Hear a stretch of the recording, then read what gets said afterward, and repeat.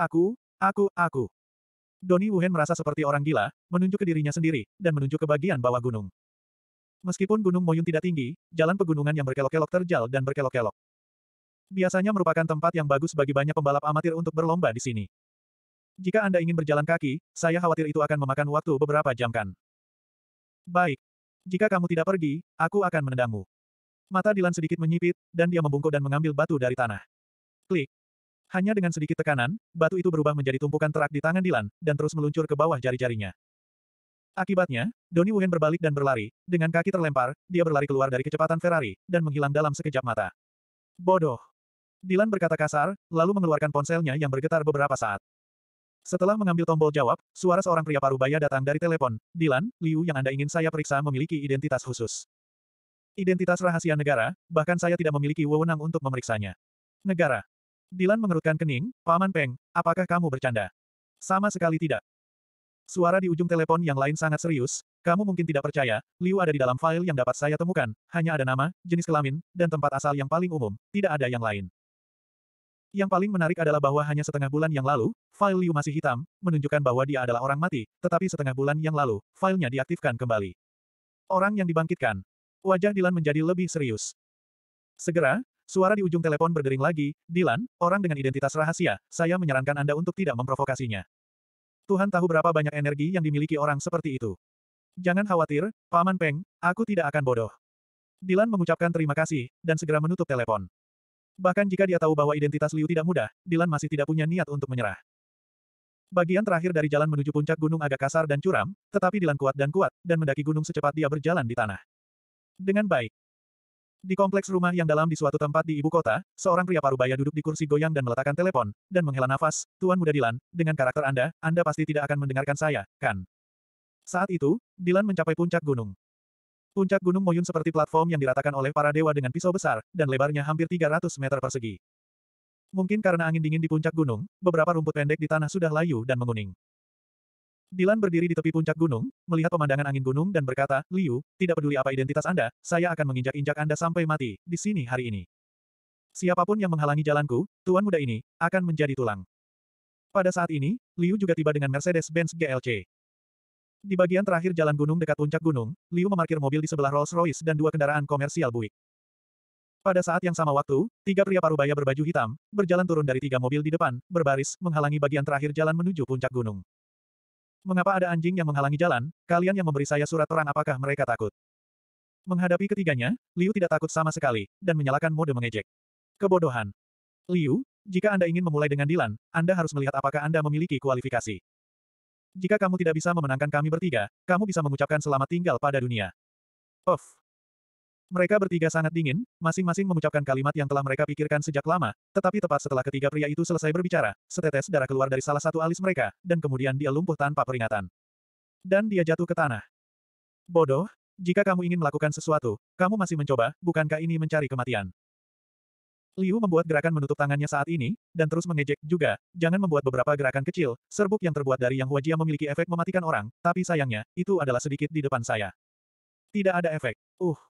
Dua pria parubaya yang masih berdiri tercengang pada saat yang sama. Mereka bertiga, ketika mereka berpura-pura mengatakan kalimat mereka, meletakkan tangan mereka di belakang punggung dengan semacam bubuk abu-abu. Orang-orang tidak mendeteksinya.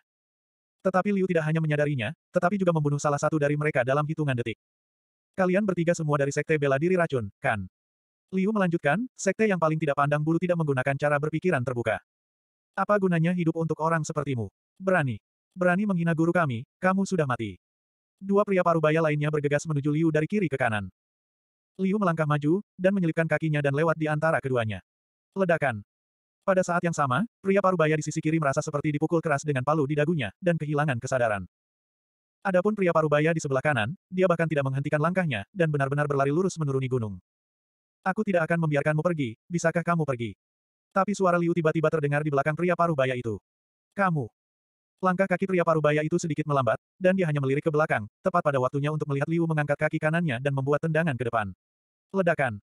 Dengan suara teredam seperti gema lembah kosong, tubuh setengah baya itu berputar dan terbang keluar dari jalan gunung yang berliku dan terbang menuruni gunung yang curam. Pada saat yang sama, jeritan kengganan untuk hidup terdengar, tetapi jeritan itu semakin jauh, dan akhirnya, dengan ledakan itu, dicat dengan tanda berhenti. Raja Neraka menyuruhmu mati pada jam ketiga, siapa yang berani bertahan sampai jam keempat? Kamu bisa saja tetap hidup, tetapi kamu harus datang untuk memprovokasi Raja Neraka, bodoh. Ketika Liu mencapai puncak gunung, itu baru pukul 10 malam, meskipun benar-benar gelap, langit penuh bintang, tetapi puncak gunung itu diterangi dengan sangat terang. Dilan memandang Liu dengan tangan di belakang punggungnya, dan senyum sinis muncul di sudut mulutnya, dan berkata, ini jam 11, tepat waktu, kamu datang tepat waktu. Liu berkata dengan senyum, sebenarnya, saya datang lebih awal. Hanya saja saya menemukan bahwa beberapa orang idiot menumpahkan beberapa sampah di rute menuju puncak gunung, termasuk bubuk tawas, bubuk rami, dan serbuk kentut haha. Jadi sebagai seseorang yang punya moralitas seperti saya secara alami harus membersihkannya. Mendengarkan kata-kata Liu, senyum di wajah Dilan menghilang, dan niat membunuh di matanya terungkap dengan jelas. Segera setelah itu, kaki Liu tampaknya tidak bergerak sama sekali, tetapi tubuhnya menabrak Dilan seperti bola meriam yang keluar dari ruangan. Reaksi Dilan juga sangat cepat, dia tiba-tiba melompat ke belakang, melompat lebih dari 2 meter, dan terbang mundur dan keluar lebih dari 4 meter. Tetapi Liu tidak melanjutkan, hanya tersenyum dan berkata, oke, orang tua di sana, kamu telah bersamaku begitu lama, keluarlah. Aduh. Ini benar-benar tua, dan seorang junior muda benar-benar ditemukan. Sebuah suara tua terdengar, dan kemudian seorang lelaki tua mengenakan kemeja kain besar dan celana kain kasar juga muncul di puncak gunung. Dia tidak menyerang Liu, tetapi berjalan ke samping dan duduk bersila di tanah.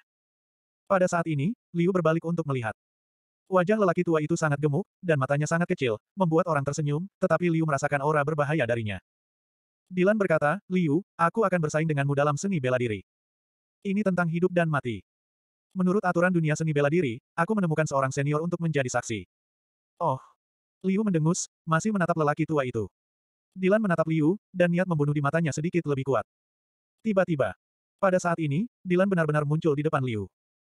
Hanya dengan kecepatan ini dan kemampuan untuk bergerak diam-diam, dapat dilihat bahwa kekuatan Dilan jelas tidak sederhana. Ledakan. Tidak ada yang mewah, keduanya menembak hampir bersamaan, dan kedua tinju itu bertabrakan dengan suara keras di puncak gunung di tengah malam. Segera, keduanya mundur pada saat yang sama, Liu mundur 3,5 langkah, dan Dilan mundur 5 langkah. Segera setelah itu, Liu maju lalu tangan kanannya sedikit menyelidik ke depan. Itu hanya gerakan memimpin. Kakinya sepertinya tidak bergerak sama sekali, tapi sosok Liu sudah mengejar Dilan. Tangan kanannya tiba-tiba diluruskan, menggunakan seni bela diri tradisional. Telapak tangan Liu langsung diarahkan ke tenggorokan Dilan. Ini sangat tajam. Dilan juga memberi pujian pada Liu saat ini, dan kemudian tubuhnya berbelok ke kiri, dan gerakannya hampir ekstrim. Sama seperti Dilan menghindar dari Liu, tangan kiri Liu tiba-tiba berayun ke kiri dan menebas leher Dilan seperti pisau. Anjing! Kali ini Dilan sangat ketakutan sehingga dia berseru, dia benar-benar ketakutan, Liu menembak terlalu cepat, dan waktu tembakannya terlalu akurat. Dilan bahkan menendang tanah di bawah kakinya dan bersandar hampir 45 derajat. Meski begitu, ketika dia mendapatkan kembali posisinya, garis darah merah cerah muncul di kulit tenggorokannya. Liu tidak mengejarnya lagi, dan mengangkat tangan kirinya, melihat ujung jari tengahnya, dan berkata dengan tidak sabar, sial, aku lupa memotong kukuku akhir-akhir ini. Kuku tanganku itu barusan hampir saja membunuhmu. Setelah mengucapkan kata-kata ini, Liu juga memanfaatkan situasi ini dan mengangkat jari tengahnya ke arah Dilan lalu berkata, bodoh. Pada saat ini, Dilan berkeringat dingin, dan masih memarahi dalam hatinya, ya, kepada saudara perempuanmu. Anda benar-benar memberi tuan muda ini jari tengah, apakah Anda ingin mati? Pada saat yang sama, lelaki tua yang diam itu, juga memiliki kecemerlangan yang aneh di matanya, dan bahkan tidak bisa tidak memuji dirinya sendiri, langkah yang tajam, langkah yang menentukan. Fiuh. Dilan menarik napas dalam-dalam dan dengan cepat menyesuaikan kondisinya. Tidak, dia tidak hanya mengambil napas dalam-dalam, dia menarik dan keluar dari seni bela diri. Setelah 3 napas, tangan Dilan jelas sedikit merah, dan bahkan mata putih di matanya ditutupi dengan darah merah. Pada saat yang sama, Liu melangkah maju dan berjalan menuju Dilan. Kamu sangat lemah, dengan kekuatanmu, beraninya kamu menantangku. Dari mana kamu mendapatkan keberanian? Apakah kamu ingin mati terlalu banyak? Dilan meraung, mengangkat stand pertarungan dengan kedua tangan, dan dengan cepat menyerang Liu. Kamu benar-benar ingin mati. Orang baik sepertiku harus memenuhimu. Liu juga memeluk suasana pertempuran modern dan menyapa Dilan. Gaya mereka berdua kali ini tidak mewah, kombinasi straight hook dan swing boxing tidak seindah seni bela diri tradisional Tiongkok. Tetapi ini sangat praktis dan ganas. Tinju dan lengan keduanya saling bertabrakan dari waktu ke waktu, membuat bang-bang-bang seperti tinju ke daging. Ini belum berakhir, setelah mereka berdua berkelahi, mereka menambahkan teknik kaki. Liu memimpin dalam bergegas untuk menyerang, menendang kakinya rendah, menendang kakinya di tengah, menendang dari posisi tinggi, dan menendang lututnya setelah berbalik. Dilan juga tidak menunjukkan kelemahan, menggunakan kaki cambuk, kaki angin puyuh, dan bahkan tendangan Muay Thai yang ganas seperti lutut terbang. Keduanya bertarung seperti besi selama hampir 3 menit dilihat dari aturan pertarungan modern, keduanya baru saja menyelesaikan satu putaran. Setelah 3 menit berlalu, keduanya mundur pada saat yang bersamaan. Liu masih mempertahankan kerangka pertempuran dengan tangan terangkat, dan ekspresi wajahnya sangat santai. Tapi Dilan agak sedih, lengan-lengannya semua hancur oleh kekuatan batin, celana di kakinya menjadi lebih panjang dan lebih pendek, dan bahkan darah mengalir dari sudut mulut dan lubang hidungnya. Saat ini, dia masih tidak terlihat seperti pemuda bangsawan dari keluarga super besar, dan dia tidak lebih baik dari seorang pengemis yang malu. Masih bisakah kamu bertarung? Liu berkata sambil tersenyum, ngomong-ngomong, tidak ada gunanya jika kamu mengatakan kamu tidak bisa bertarung, karena kamu mengatakannya ketika kamu memposting kepada saya tentang pertarungan, kami berdua bersaing dan mendiskusikan kehidupan dan kematian. Iya, kan? Huo. Dilan mengambil napas dalam-dalam lagi. Pada saat ini, tangannya tampaknya tidak dapat diangkat. Jika Anda melihat lebih dekat, kulit di tangannya ditutupi dengan retakan kecil, dan bahkan meneteskan darah ke ujung jari-jarinya. Liu, apakah kamu tahu identitasku? Aku adalah tuan muda tertua dari keluarga Huang di ibu kota, tuan muda tertua dari generasi ketiga keluarga Huang, dan pewaris keluarga masa depan yang ditunjuk oleh orang tua itu. Menghadapi ancaman Dilan, Liu masih bisa tetap tenang, meskipun dia menggunakan identitasnya untuk menindas orang lain. Saya harus mengingatkan Anda, jika Anda benar-benar membunuh saya, Anda tidak akan pernah bertahan selama 3 hari. Tentu saja, kamu mungkin tidak benar-benar memiliki kemampuan untuk membunuhku. Aku benar-benar ingin mencobanya. Mulut Liu mengangkat senyum percaya diri dan sarkastik, aku ingin mencoba, apakah aku memiliki kemampuan untuk membunuhmu? Aku masih ingin mencoba, setelah membunuhmu, tuan muda tertua dari keluarga Huang di ibu kota, akankah aku bisa hidup selama 3 hari? Aku sangat yakin dengan kemampuanku untuk bertahan hidup. Setelah mengatakan ini, Liu melangkah lebih dekat ke Dilan lagi. Tatapan kejam melintas di mata Dilan, tangannya yang berdarah meregang ke belakang pada saat yang sama, dia mengeluarkan 2 pisau tajam dari pinggangnya, dan dengan cepat menyerang Liu. Di bawah sinar bulan, Dilan menggambar 2 pisau yang tampaknya bisa merobek malam. Tidak peduli bagaimana Liu bergerak, pisau Dilan akan menyerang Liu dengan keras. Namun Liu tidak mau bertukar luka dengannya. Saat bertarung, Liu juga berkomentar, lambat, ilmu pedangmu terlalu lambat, kamu belum diinstruksikan oleh master pada pandangan pertama. Anjing. Dilan sangat ingin memarahi ibunya. Saya dikirim ke sekte bela diri racun oleh para tetua keluarga sejak dia masih kecil, dan dia mempelajari keterampilannya dari 3 tuan di divisi. Anda berani mengatakan bahwa anak muda ini master belum diinstruksikan oleh guru terkenal. Liu tampaknya telah melihat melalui pikiran Dilan, dan melanjutkan, menurut pendapat saya, bahkan jika Anda telah diinstruksikan oleh seorang guru terkenal, Anda belum mempelajarinya dengan baik. Tidak hanya Anda lambat, tetapi ilmu pedang Anda juga sangat buruk. Dan kasar. Kali ini, kemarahan Dilan bahkan lebih besar, ilmu pedangku kasar. Di antara rekan-rekan di divisi, tidak ada ilmu pedang yang lebih baik dariku, oke. Bahkan ketiga masterku memuji ilmu pedangku yang tajam, yang jauh lebih unggul dari rekan-rekanku, oke. Liu melanjutkan, yang paling penting adalah keterampilan gerakan Anda tidak baik, bahkan keseluruhan gerakan Anda sedikit kaku, jelas meregangkan otot dan menarik tulangmu. Kamu belum melatih keterampilan dasar dengan baik. Apa-apaan ini? Semua praktisi seni bela diri tahu bahwa meregangkan urat dan menarik tulang adalah latihan kelenturan paling dasar, jika keterampilan dasarnya tidak bagus, bagaimana dia bisa mencapai ketinggian? Saya juga menemukan bahwa keterampilan Anda tidak murni, napas Anda tidak cukup panjang, dan kekuatan internal Anda terkadang kuat dan lemah. Oh. Liu tiba-tiba berkata seolah-olah dia telah menemukan dunia baru, saya mengerti, Anda tidak mengandalkan diri sendiri. Jika Anda bekerja keras untuk mencapai tingkat transformasi energi, Anda mengandalkan bantuan orang tua Anda untuk mencapai kungfu ini, dan juga menambahkan beberapa bantuan obat dan makanan yang unik di sekolah seni bela diri tradisional untuk mencapainya, benarkan? Ketika Dilan mendengar Liu berkata, serangannya tiba-tiba melambat setengah ketukan, tetapi hanya setengah ketukan ini yang melambat, sebagai ganti kaki 43 yard, yang sangat membebani perutnya. Ledakan. Mendengar suara ledakan, Dilan terbang mundur seolah-olah dia berada di pesawat jet, dan di udara, seteguk besar darah menyembur keluar di sepanjang hidung dan mulutnya. Tentu saja. Liu berkata sambil tersenyum, guru dan paman saya mengatakan bahwa beberapa sekte seni bela diri yang tidak melakukan pekerjaan mereka dengan benar suka menggunakan otak bengkok mereka, demi untuk meningkatkan kekuatan mereka. Di permukaan, orang-orang ini cantik.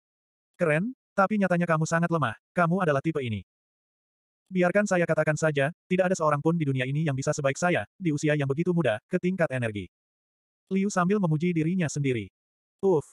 Dilan, yang jatuh ke tanah, memuntahkan seteguk darah lagi.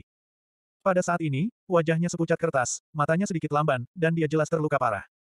Dilan sangat tidak mau saat ini. Dia tidak pernah takut pada siapapun dalam hal kekuatan. Di seluruh ibu kota, di antara para master di bawah usia dari 30 dia adalah tuannya. Tapi hari ini, Liu benar-benar mengalahkannya, dan mengalahkannya dengan kekuatan tanpa keinginan. Yang lebih dibenci adalah bahwa Liu menyebut pamannya, menunjukkan bahwa Liu juga seorang guru, atau bahwa dia benar-benar mungkin telah menendang pelat besi kali ini. Pamanku, benda tua dan tidak jujur itu, namanya adalah. Liu berkata sambil tersenyum, ngomong-ngomong, kamu akan segera mati, jadi tidak masalah jika aku memberitahumu, dan amanku belum menunjukkan wajahnya selama beberapa dekade.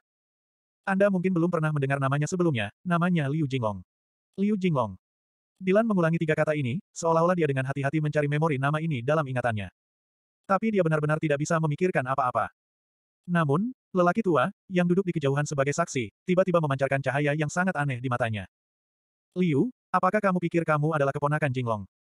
Lelaki tua itu berdiri, berjalan ke sisi Liu, dan bertanya dengan nada yang sangat serius, saya pikir aura Anda dalam dan panjang, meskipun Anda masih muda.